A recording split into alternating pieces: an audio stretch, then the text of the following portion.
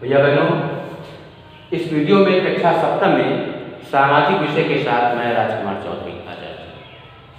भैया बहनों, इस बोर्ड पर आपको एक मानचित्र दिखाई देता है। ये भारतवर्ष का मानचित्र है। ये मानचित्र आप देखते होंगे। भैया बहनों, पिछले दिन हमने आपको ग्लोब और ग्लोब के बारे में कुछ जो काल्पनिक रेखाएं थी, अक्षांश रेखाएं, देशांतर रेखाएं, उनके बारे में पढ़ाया था। आज हम मैप के बारे में पढ़ा रहे हैं। मैप और ग्लोब यानी मानचित्र और ग्लोब दोनों में अंतर होता है। इस मानचित्र पर हम देखते हैं कि भारत किस महाद्वीप में है, आपको पता है। ये एशिया महाद्वीप में है। मैप जो हम बनाते हैं पूरी दुनिया का, तो इसके दो गोलार्ध बन जाते हैं। दो गोलार्ध, एक पूर्वी गोलार्ध और दूसरा पश्चिमी गोलार्ध। भारत जो है पूर्वी गोलार्ध में स्थित है। एशिया महाद्वीप में इसकी स्थिति जो है बड़ी ही केंद्रीय है। भारत की नामकरण ये शकुंतला और दुष्यंत पुत्र भरत के नाम पर इस देश का नाम भारत पड़ा। बाद में भैया बहनों, हिंद महासागर के उत्तर ओर और एशिया महाद्वीप के दक्षिण में ये स्थित देश है। और इसे जो है फारसी लोग सिंधु के स्थान पर हिंद और हिंदुस्तान कहते थे। यूनानियों ने हिंद को इंड कहा और ब्रिटिशर्स ने, अंग्रेजों ने इसे इंडिया कहा। लेकिन भारत के जो हमारा संविधान है उसमें इसका नाम भारत है। भैया बहनों, आज हम इस मैप में अपने देश की स्थिति और पड़ोसी देशों के बारे में, इसका सीमा विस्तार इत्यादि पढ़ेंगे। भैया बहनों, जब भी हम मैप को किसी दीवार पर टांगते हैं तो उत्तर की ओर जो है, ऊपर की ओर नॉर्थ यानी उत्तर होता है, नीचे की ओर साउथ यानी दक्षिण होता है। यानी ये हिस्सा उत्तर हुआ और नीचे वाला हिस्सा ये दक्षिण हुआ। फिर दाहिने साइड में ईस्ट लिखा है, यानी ये हिस्सा पूरब हुआ और इसका अपोजिट ये हिस्सा पश्चिम हुआ।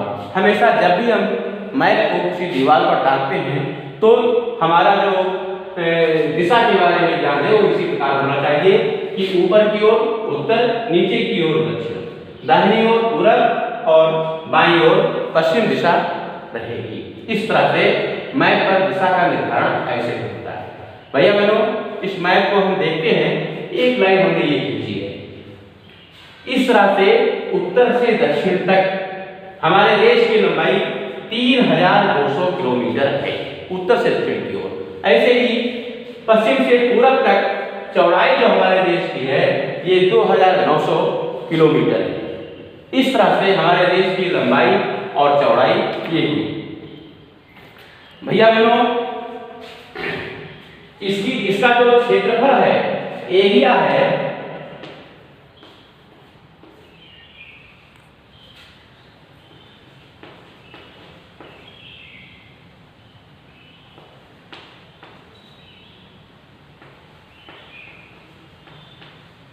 बत्तीस लाख 87,263 वर्ग किलोमीटर इसका क्षेत्रफल है। स्थलीय सीमा यानी इधर भारत के इधर ये जल हिस्सा है, तो जो स्थलीय सीमा है वो भारत की 15,200 किलोमीटर है और जो समुद्री सीमा है हमारे देश की ये 6,000 किलोमीटर है। इस तरह से इतने बड़े भूभाग पर फैला हुआ भारत देश हमारा पूरी दुनिया में इसका क्षेत्रफल में 7वां स्थान है, लेकिन जनसंख्या में इसका दूसरा स्थान है। भैया बहनों, इस देश के मानचित्र में आप देखते होंगे कि यहाँ पर लिखा हुआ है अरब सागर, यानी ये हिस्सा जो जलीय हिस्सा है इसको अरब सागर कहा जाता है और इस साइड का हिस्सा बंगाल की खाड़ी कहा जाता है। नीचे लिखा है इंडियन ओशन यानी हिंद महासागर। भैया बहनों, कोई भी महासागर का नाम किसी भी देश के नाम पर नहीं है, केवल एक हिंद महासागर है जो हिंदुस्तान के नाम पर है।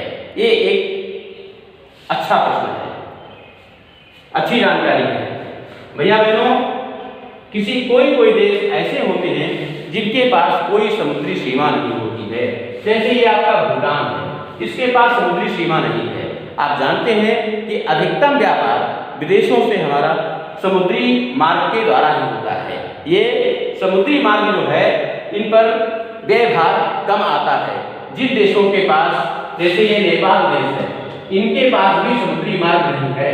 अगर इनको विभिन्न देशों से व्यापार करना है तो किसी ऐसे देश की आवश्यकता पड़ती है जिसके पास समुद्री सीमा हो। इसलिए ऐसे देश भी दूसरे देशों पर निर्भर रहते हैं। भारत इस मामले में बहुत ही अच्छा देश है, बहुत ही लकी देश है। इसके पास पर्याप्त समुद्री सीमा है, पर्याप्त बंदरगाह है। हमको व्यापार करने में, अपना सामान भेजने में, दूसरों जगह से सामान मंगवाने में, आयात निर्यात में हमें किसी तरह की परेशानी नहीं होती है। तो भैया बहनों, ये अरब सागर से और इसे बंगाल की खाड़ी नाम से जाना जाता है। ये कोरोमंडल तट है, ये कोंकण तट है, ये मालाबार तट है, ये कुमारी अंतरीप है और दक्षिण में स्थित ये श्रीलंका है। भैया बहनों, हमारे देश के उत्तर में आप देखते होंगे चीन देश है, जो कि जनसंख्या के मामले में नंबर 1 पर है। दूसरा उत्तर में नेपाल देश है, तीसरा भूटान देश है।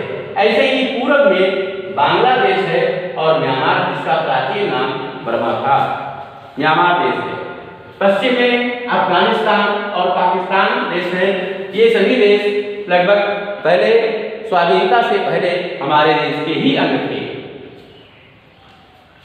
भैया बहनों, इस हमारे देश के कुछ भूभाग ऐसे हैं जो समुद्र में द्वीप समूह के रूप में है, द्वीप के रूप में है।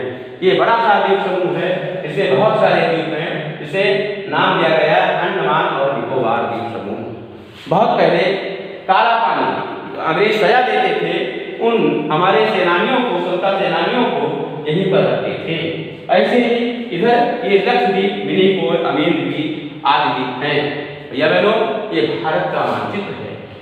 इसे जो है हमें बनाने का अभ्यास करना चाहिए और इसके बनाने के लिए सबसे पहले ये लंबाई और चौड़ाई को खींचते हैं, फिर ध्यान रखा जाता है कि हमारी ये सीमा यहाँ तक टच हो जाए तो भारत का मैप आसानी से बन जाता है। ये तो इस तरह से पड़ोसी देश हमारे जो हुए चीन, नेपाल, भूटान, अफगानिस्तान, पाकिस्तान, म्यांमार, बांग्लादेश और श्रीलंका है। भैया बहनों, एक रेखा ये डॉट डॉट आपको दिखाई देती है, यही कर्क रेखा है। इसी को हमने बताया था कि कर्क रेखा लगभग भारत के बीचों बीच से गुजरती है। ये 23.5 अंश देशांतर पर स्थित है, 23.5 अंश देशांतर पर स्थित है ये रेखा। दूसरी एक रेखा जिससे हम अपने देश का समय ग्रहण करते हैं, उसे जो है भारत की रेखा होती है, जो इलाहाबाद से होकर के गुजरती है 82.5 अंश देशांतर। ये हमारे देश की जो है मानक रेखा है, समय निर्धारण करने वाली रेखा है। तो भैया बहनों, इस तरह से भारत का मानचित्र हुआ और इसके पड़ोसी देश आपको समझ में आया होगा। क्षेत्रफल पता हो गया कि 32,87,263 वर्ग किलोमीटर है। ये हमारा देश पूर्वी गोलार्ध में है, एशिया महाद्वीप में है। इसकी स्थिति केंद्रीय है और इसका नाम जो है हमारे चक्रवर्ती सम्राट अठक के नाम पर पड़ा। फारस के लोगों ने इसे हिंद और हिंदुस्तान कहा, ब्रिटिशों ने इसे इंडिया कहा। ऐसे धीरे धीरे इसका नाम जो है कई प्रकार से लोगों ने कई तरह से उच्चारित किया, लेकिन मूलतः हमारे संविधान में इसका नाम भारत है। मैप का अध्ययन करते समय हमें दिशाओं का अध्ययन अत्यंत आवश्यक है। बिना इनके अध्ययन किए हम जो है स्थिति समझ नहीं पाते हैं। भैया बहनों, आज के होमवर्क में इतना ही है कि आप भारत का मानचित्र बनाएं और उसमें इन सारी चीजों को दर्शाएं।